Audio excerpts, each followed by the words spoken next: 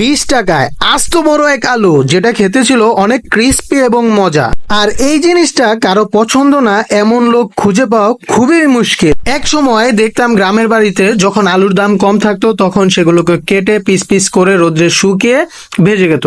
তো এখন এটা বর্তমানে ডিজিটালাইজড হয়ে মেশিনের মাধ্যমে কি সুন্দর করে কেটে দেখুন ফুলের মতো বানিয়ে ফেলা হয়, এবং যার প্রতিটি পিসের মূল্য হচ্ছে 20 টাকা। বাই দ্য ওয়ে, আলুর 1 কেজি মূল্যের দামই 20 টাকা। হোক, আলুটাকে কেটে নিয়ে এভাবে ডুবো তেলে ওইখানে ছেড়ে দেওয়া হয় এবং কিছু সময় ধরে এটাকে ঘুরায় ঘুরায় সুন্দর করে তেলে ভাজা হয় এবং একটার পর একটা ঘুরায় ঘুরায় সুন্দর করে ভাজা উপরে রাখা হয়।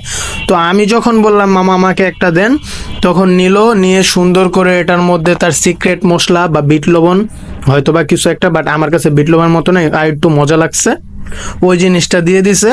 তারপর আমি নিলাম 20 টাকা একটা আস্ত বড় আলু আমাকে সুন্দর করে ভেজে দিছে, যেটা খাইতে ভাই অনেক টেস্ট ছিল, অনেক ক্রিস্পি ছিল, কামড় দিতে গেলে বেশিরভাগ পড়ে যাচ্ছিল।